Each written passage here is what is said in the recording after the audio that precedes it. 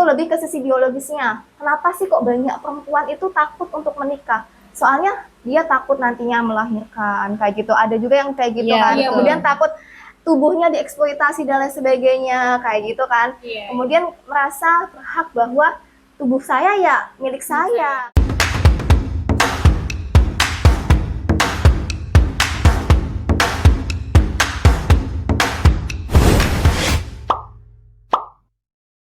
Halo, apa kabar sobat semuanya? Selamat datang di podcast Ngaji on Air. Program terbaru yang akan menemani teman-teman semuanya belajar Islam dengan cara yang Asik, relevan, segar, dan tentunya penuh dengan inspirasi. Nah, teman-teman sobat on air ini, aku mau mengajak kalian untuk berkenalan dengan host atau bisa disebut aku ya, dan temanku di sini, yang dimana kita akan memandu podcast kali ini dari awal sampai akhir. Oke, halo semua sobat. Halo sobat Ngaji on Air, dengan aku Naura di sini. Aku Safira di sini. Nah, kita berdua akan memandu podcast kali ini dari awal sampai akhir. Oke, podcast kali ini kita akan memulai diskusi dengan satu tema topik yang itu tuh membuat deg-degan para generasi dari generasi Z sampai generasi milenial kayak gitu. Ya, bener banget Safira. Di sini kan generasi Z sama milenial itu sering menganggap kalau suatu pernikahan itu adalah hal yang menyeramkan dan hal yang buruk ataupun mengekang seorang perempuan ataupun menyusahkan laki-laki. Makanya di podcast kali ini kita akan mengangkat tema Marriage is not scary. Nah, betul Nau. Apalagi kita kan termasuk golongan yang skeptis kayak gitu ya. Nah, tapi apa karena kita belum tahu ya sama perspektifnya yang benar mengenai pernikahan? Nah, makanya itu Sab. Kali ini di podcast Ngaji on Air ini kita menghadirkan sosok narasumber yang memiliki kemampuan untuk menjawab dan menjelaskan ke kita semua secara detail bagaimana sih cara memilih kriteria pasangan yang baik, terus juga pernikahan yang penuh cinta itu seperti apa. Langsung saja kita mau kenalan nih, karena kan dari tadi kan kita udah bincang-bincang terus nih berdua. Bener banget Iya Sab. kan? Kita kenalin nih sama kakak-kakak yang di samping kita ya. Halo kakak. Halo, Safira dan Naura ya. Iya. Oke, salam kenal. Salam kenal Mbak. Saya Vika, Rahmania Hidayah, biasa dipanggil Vika. Teman-teman yang lain menjawabnya maksudnya apa memanggilnya Vika. Gitu. Saat ini memang sebagai pendidik di salah satu SMA di Kota Semarang. Oke, langsung saja ya. Aku mau tanya nih mengenai Kak Vika sendiri kan nikah muda kayak gitu ya. Aku mau nanya mengenai lika-liku apa sih kayak anak-anak muda yang nikah duluan kayak gitu, mesti kan ada lika-likunya Iya, ya. pasti banget itu, entah mau nikah muda atau nikah nanti tua sampai 30 tahun ya, meskipun misalnya gitu. Kalau misalnya kita tidak mempunyai kesiapan mental gitu ya, kestabilan emosional, kemudian apalagi tentang apa namanya finansial gitu ya, dan ilmu, pasti banyak sekali lika-likunya tanpa melihat dia itu muda ataupun tua gitu. Soalnya kenapa? Ketika mau menikah kita tuh harus menentukan pasangan kita betul atau tidak gitu. Oke. Nah Mbak, tapi kalau misalnya kita melihat situasi di sekarang nih, banyak di TikTok, di Instagram itu tuh ada tren yang dimana seseorang pasangan menunjukkan foto sambil di depan pengadilan. Sampai jijik gitu ya. Iya, sambil jijik. Tuh, akte Kayak cerai. nggak ada kesedihan gitu. Iya, betul banget Mbak. Malah mereka itu bukan menganggap itu aib ya. Malah sebagai kebanggaan. Mungkin begini, sebetulnya ini apa namanya, kayak mau nikah aja kita pegangnya buku nikah gitu ya, senang. Kemudian ketika cerai juga megang akte cerai dengan senang, dengan happy gitu. Itu sebuah fenomena yang menyedihkan sebetulnya ya, udah degradasi, beda fenomena gitu. Oke, jadi menurut Mbak Vika sendiri tuh ini tuh kayak tren seperti ini tuh FOMO dari warga plus 62 kayak biasanya kayak gini, apa Biasa emang FOMO. ada fenomena masyarakatnya itu udah mulai berubah kayak gitu menurutnya? Iya, kalau menurut saya itu memang sudah menjadi hal yang lumrah ya gitu. Soalnya semuanya tuh dengan adanya media sosial yang ada, semuanya itu dinormalisasikan. Jadi perceraian itu ya dinormalisasikan. Kalau zaman dulu itu kalau mau cerai itu kan kayak sebuah aib gitu kan. masa udah nikah kok malah ujungnya cerai kayak gitu kan. Tapi kalau saat ini tuh udah hal yang biasa, apalagi dengan banyaknya media sosial, otomatis kan membanding-bandingkan nih, oh pernikahan Nah, dia iya, begini, betul. pernikahan ini saya begini gitu. Jadi dengan adanya perbandingan gitu akan tidak puas dengan pernikahan tersebut sehingga menyebabkan banyak kasus-kasus perceraian kayak gitu. Ya hanya sebatas ini ya, tidak kepuasan dengan pernikahannya masing-masing. Mengenai ketidakpuasan itu, aku jadi penasaran nih. Misalnya nih ya, kita generasi Z sama milenial tuh udah ada perasaan ataupun kesiapan mental kayak, oh tahun ini aku mau nikah nih, tapi ternyata finansialnya itu belum mendukung, apalagi kan untuk kayak beli rumah dan lain-lain. Nah, itu tuh menurut Mbak Vika gimana sih, yang sebaiknya tuh kayak gimana? Apakah boleh kita menikah langsung hanya bermodalkan mental saja atau memang harus menyiapkan dulu finansialnya? Nah, itu sebetulnya penting sekali ya. Soalnya kan namanya menikah itu membentuk keluarga baru. Otomatis kalau membentuk keluarga baru itu juga butuh yang namanya finansial. Nggak mungkin dong kalau misalnya kita mau ibaratnya kalau rumah tangga itu kan jadi mengarungi samudra gitu ya. Nah, kalau misalnya kita nggak ada bekal sama sekali, bekal itu kan bisa bekal ilmu, kemudian kestabilan emosional, mental kita, kemudian bekal finansial itu juga penting. Soalnya gini, kita mau tujuannya ke A, tapi kita pakainya cuma sepeda, bisanya mampunya sepeda, apakah bisa tujuannya cepat sampai nggak akan beda dengan kita misalnya pakainya mobil lewat tol juga, otomatis juga butuh finansial yang lebih gitu. Jadi tergantung, kita harus memang betul-betul menyiapkan finansial, jangan hanya modal cinta, jangan mau pokoknya. Biasanya gitu ya, yang penting aku udah cinta banget, tapi kenyataannya banyak yang ini di tengah jalan udah selesai Kandas gitu, kayak gitu ya. kandas kan jadinya. Berarti emang kalau misalnya sebelum nikah itu ibaratnya kita naik perahu ya, kita siapin dulu amunisinya, Nah, kita siapin betul sekali. secara finansial, emosional juga harus matang gitu ya Mbak.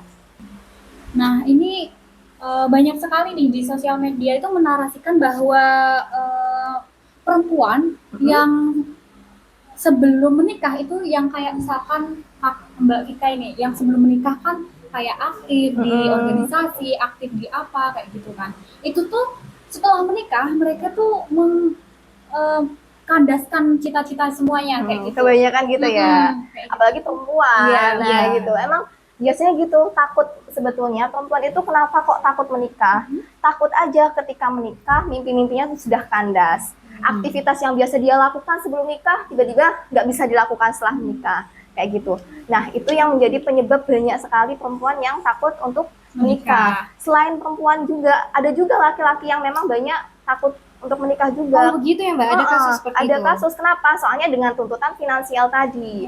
Gitu kan, menganggap bahwa finansial itu segalanya. Sehingga ya udah, dia takut untuk menikah, kemudian takut juga dan mempunyai mental yang tidak nge-provider gitu loh. Tidak bisa meng-cover semuanya, kemudian takut nanti kenapa kayak gitu dan lain sebagainya. Apalagi kan kalau misalnya kayak gitu, kalau kita misalnya nih memegang kayak sosialis itu, dia perempuan itu pernikahan itu ya supaya tidak mengganggu perempuan. Jadi itu adanya feminis sosialis itu supaya apa? Supaya perempuan itu bisa bekerja juga, kemudian bisa di ranah publik juga. Kemudian ada juga yang misalnya saat ini kan udah banyak ya, banyak degradasi kayak gitu. Apalagi feminisme ini radikal. Itu tuh lebih ke sisi biologisnya. Kenapa sih kok banyak perempuan itu takut untuk menikah?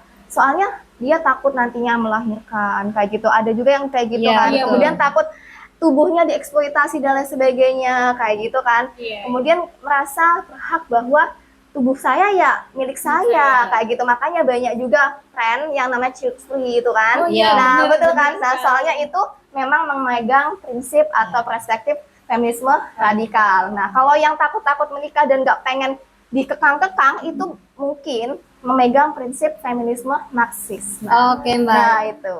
Jadi kalau misalnya sebagai perempuan yang awalnya aktif, terus juga memiliki kehidupan sendiri sebelum menikah, gimana sih caranya kita nih melihat calon pasangan ataupun calon yang ingin kita jadikan sebagai suami maupun sebaliknya sebagai istri, bagaimana ataupun indikator yang paling pas untuk kita kaji sebelum proses pernikahan itu berlangsung. Pastinya kita harus mengenali dulu pasangannya siapa gitu kan. Siapa sih cowok yang akan mendampingi kita gitu kan, atau mungkin siapa cewek yang akan mendampingi kita gitu. Soalnya keduanya itu sangat-sangat saling tergantung gitu kan, nggak bisa dong satu-satu aja jalan gitu kan, kemudian yang satunya diem aja gitu, nggak bisa. Jadi keduanya harus saling mengenal dulu satu sama lain, minimal bisa mengenali emosionalnya masing-masing. Kalau sedih itu saya harus gimana, kenapa kok bisa sedih gitu kan. Kemudian yang pasti juga sekufu ya. Nah, supaya tidak sekufu ini bukan hanya sebatas finansial aja ya, tetapi juga secara mindset. Kalau mindsetnya itu baik, itu ya oke, ya harusnya juga oke aja jalan gitu. Kalau misalnya perspektifnya udah beda, kayak gitu mindsetnya udah beda, itu juga akan susah. Mindset juga penting. Sekufu itu bukan hanya sebatas dalam ini ya tatanan sosial ya, tapi juga pendidikan, kemudian mindset yang paling penting itu. Kemudian kita harus tahu tujuannya. Kita sama-sama punya tujuan gitu. Kalau misalnya kita tidak mempunyai tujuan yang sama, buat apa kita jalan? Sama aja kita mau turun di stasiun Surabaya, tapi pasangan kita itu turunnya di stasiun sebelumnya kayak gitu ya, di Poncol misalnya gitu kan, nggak sesuai ya, satunya mau masih sampai sana, satunya tuh nggak bisa gitu. Makanya bisa tidak cocok, dan itu harus kita omongkan sebelum nikah. Oke, berarti perlu Sobat Ngaji On Air ini notes ya. Jadi dalam mencari kriteria pasangan yang pas itu, pertama adalah mengenali lebih dalam dulu. Yang kedua itu adalah sekufu. Yang ketiga juga memiliki mindset yang matang. Dan yang terakhir apa tadi, Mbak? Tujuannya. Iya, tujuannya. Udah itu aja ya. Oke, lanjut lagi Mbak. Aku mau punya pertanyaan ini mengenai jadi menikah itu kan artinya kita harus membicarakan saling kompromi, kompromi kebebasan nih. Itu menurut Mbak Dika sendiri kayak gimana? Nah, itu juga penting banget, soalnya kan kita hidup bersama ya, bukan cuma satu individu aja yang bisa seenaknya gitu kan. Nah, itu juga kita harus diomongkan sebelum kita mau melangsungkan pernikahan. Kayak misalnya kompromi, oke, aku bisa memaafkan semuanya kecuali, misalnya ya, kecuali 1, perselingkuhan, 2, kekerasan, kemudian 3, biasanya minum minuman. Nah, itu, misalnya 3 itu. Nah, semuanya bisa dikompromikan kecuali 3 itu. Kalau 3 itu dilakukan, oke, kita cut off gitu kan. Biasanya kayak gitu. Jadi, itu hal yang penting sekali sebelum kita menjalankan sebuah pernikahan. Sama aja kalau misalnya kita sekolah aja butuh tata tertib yang banyak kan. Kalau misalnya nggak sesuai kan kita bisa DO dan sebagainya. Di kuliah kan juga begitu. Nah, di pernikahan juga demikian gitu. Jadi emang penting banget, kayak misalnya masalah handphone, apakah betul kita boleh nggak ngecek satu sama lain, misalnya pulang malam boleh nggak. Nah, itu sebuah kompromi yang betul-betul didiskusikan. Jangan sampai seenaknya aja, kemudian kita seenaknya nih pengennya pulangnya sama malam sampai jam segini, kayak gitu, mainnya ini dan lain sebagainya. Nah, itu nggak boleh, soalnya sudah menikah, otomatis keduanya itu harus saling-saling tahu, sama-sama paham, memahami dan mengkompromikan. Oke, berarti sebenarnya kalau misalnya ketika kita sudah mengenal dan berkompromi, itu nggak ini dong ya, nggak membatasi kita untuk menikah dan memiliki karir lagi. Iya, betul. Kalau misalnya emang udah setuju nih, aku kalau misalnya mau menikah, boleh nggak? Kayak gitu kan, boleh nggak saya mau memanfaatkan ilmunya, contohnya ya, boleh nggak saya bekerja di luar atau lain sebagainya. Nah, boleh tidak? Kalau memang dibolehkan, ya oke aja. Tapi kalau ada yang tidak membolehkan, tanyain aja dulu. Alasannya apa? Kenapa tidak membolehkan? Kayak gitu. Oh, alasannya demikian. Kalau misalnya memang kita bisa menerima, oke aja. Tapi kalau misalnya kita tidak bisa menerima, ya gimana? Kita langsung aja cut off sebelum kita menikah. Dibandingkan nanti setelah menikah, kemudian, waduh ternyata seperti ini ya, kemudian nggak cocok ya, tibanya di pengadilan agama. Nah, itu nggak boleh ya. Biasanya kayak gitu emang di media sosial ya. Banyak. Oke, Sobat Ngaji On Air sekalian. Nah, selanjutnya kita mau masuk di bagian dimana tidak kalah penting nih, mengenai perspektif Islam. Betul banget, dalam pernikahan kan. Oke. Nah, Mbak Vika, banyak ini yang beranggapan Islam itu adalah agama patriarki dalam pernikahan. Nah, padahal Nabi Muhammad itu selalu membantu istrinya dalam melakukan kegiatan rumah tangga. Ya, apakah itu benar? Nah, betul sekali. Tapi kalau bisa dibilangin Islam agama patriarki, salah ya.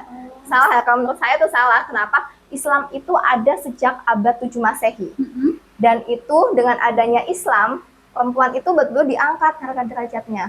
Yang dulunya bayi, tidak dibolehkan hidup ya, di kubur gitu kan. Kemudian dibolehkan hidup, tetap hidup. Kemudian yang biasanya perempuan itu bisa diwariskan, saat ini bisa mendapatkan hak waris. Nah, gitu kan. Kemudian dulu tidak dimintai persetujuan untuk menikah. Nah, saat ini tetap dimintai persetujuan. Sebetulnya seperti itu. Kemudian Jadi betul-betul kalau dibilang Islam itu agama patriarki sih salah sekali gitu ya, tidak sesuai. Kenapa? Ya demikian, dengan adanya Nabi Muhammad itu betul-betul ngasih contoh yang baik, yang benar gitu. Bahkan dalam rumah tangga Rasulullah pun ada banyak pembantunya sebetulnya gitu kan, Anas bin Malik ya, kemudian apa namanya Aisyah dan lain sebagainya, itu tuh sebetulnya yang melayani Rasulullah untuk memenuhi kebutuhannya, bukan semuanya tuh apa-apa istri tidak. Oh, Gitu. berarti dalam Islam sendiri Nabi Muhammad pun udah mencontohkan bahwa dominasi dalam pernikahan itu bukan soal controlling ataupun kayak direct langsung one way gitu kan, Mbak? bukan sebatas Iya. perempuan kemudian jadi tawanan kayak gitu kan, bukan, tetapi yang saling melengkapi, saling disayangi dan lain sebagainya. Keduanya butuh yang namanya persetujuan satu sama lain. Tidak bisa kita memaksakan satu sama lain, kamu harus ini gitu. Padahal yang dimaksud patuh dengan suami itu patuh pada kebaikan-kebaikannya, bukan patuh dengan semuanya dan sebagainya gitu. Oke, Mbak. Kalau misalnya kita udah ngomongin nih di zaman Rasulullah. Nah, aku jadi penasaran nih. Gimana sih sebetulnya hak dan kewajiban dari suami istri itu dalam pernikahan? Harus ngapain aja seorang istri dan suami itu harus ngapain aja sebetulnya? Nah, kalau misalnya kita hak dan kewajiban ya, pastinya keduanya harus saling menyayangi, menghormati satu sama lain. Nggak boleh dong menganggap bahwa suami itu sebagai Tuhan yang harus ditaati gitu ya. Kemudian istri sebagai budaknya, bukan. Tapi keduanya sama-sama manusia yang harus saling menghormati satu sama lain, menyayangi satu sama lain. Dan pastinya melakukan muasyarah bil ma'ruf. Maksudnya apa? Dengan berbaik. Hubungannya dengan baik, kayak gitu ya. Hubungan dengan baik, entah itu dalam sosial ataupun nanti dalam hubungan-hubungan yang lain, itu pastinya harus selalu baik kayak gitu. Jangan sampai kita langsung ada apa-apa langsung pertengkaran dan lain sebagainya. Mengatakan nada tinggi pun sebetulnya tidak dibolehkan gitu. Harusnya kita dengan nada lemah lembut gitu ya. Misalnya sebagai istri kita memberikan hal yang menyenangkan untuk dipandang suami, sebagai suami juga menyenangkan ketika bergaul dengan istri dan lain sebagainya. Jangan sampai ada kekerasan yang pastinya. Jadi hak dan kewajiban suami itu sama-sama harus terpenuhi dengan keduanya saling baik sangka. Kemudian yang pasti itu kan gini, kalau dalam Islam itu suami ya pakaiannya istri, istri itu juga pakaiannya suami, saling melengkapi satu sama lain. Tidak bisa kita menghakimi satunya, tidak bisa menghakimi satunya dan menjadi salah satunya tuh timpang gitu, akibat relasi sosial yang menganggap saya lebih tinggi gitu ya, saya mengasih nafkah kayak gitu, kemudian ya udah kamu manut-manut aja, enggak gitu. Wah, insightful sekali ya Sobat Ngaji on Air. Nah, selanjutnya Oke, ini pertanyaan yang terakhir nih Mbak Tika. Bagaimana cara membangun rumah tangga yang islami dan setara? Nah, Mbak Tika bisa berikan contoh seperti mungkin kisah pribadi Mbak Tika yang sudah dialami gitu ya. Iya. Oke, kalau misalnya yang seperti itu kita sudah kesepakatan dulu nih. Jadi gini, kita itu menganggap bahwa pekerjaan domestik itu bukan ranahnya si perempuan, kayak gitu ya. Apalagi kalau si laki-lakinya itu sudah memahami bahwa nafkah itu tuh bukan hanya sebatas kasih uang aja, tetapi ada nafkah sandang, nafkah pangan, ya, kemudian nafkah papan gitu lah. Kalau nafkah sandang, misalnya makanan, sandang itu pakaian, pakaian, misalnya pakaian nih, kemudian kan suami itu wajib nih ya menyediakan pakaian yang bersih, yang layak untuk istrinya. Jadi sebetulnya mencuci itu bukan tugasnya istri dong, gitu. Soalnya kan emang yang wajib menyediakan pakaian yang baik itu siapa? Kan suami. Jadi sebetulnya mencuci itu ya tugasnya suami gitu. Tetapi kalau misalnya kita membantu ya, para perempuan kayak gitu membantu, ya itu nilainya ibadah gitu. Jadi kita saling mengetahui, oh sebetulnya ini ranahnya saya gitu kan. Tetapi istri saya ternyata membantu gitu. Jadi ini sebagai ladang ibadah buat istri saya kayak gitu. Kemudian bisa juga nih kita misalnya kalau ada cucian nih gitu kan, biasanya kalau Mbak Vika tuh, oh ya kamu nanti yang nyuci ya kayak gitu kan, kamu yang nyuci, kemudian kamu yang ini nyapu gitu. Jadi kita saling sharing pekerjaan, tidak memaksakan bahwa kamu ini gitu. Kalau misalnya nggak mau masak ya udah kita GoFood aja gitu sih. Wah, gak kerasa ya, ini udah di akhir sesi nih. Mungkin Mbak Vika bisa ngasih closing statement untuk Sobat Ngaji on Air di rumah? Oke, teman-teman semuanya, jangan takut untuk menikah ketika kita sudah siap ilmunya, mentalnya, kemudian finansial.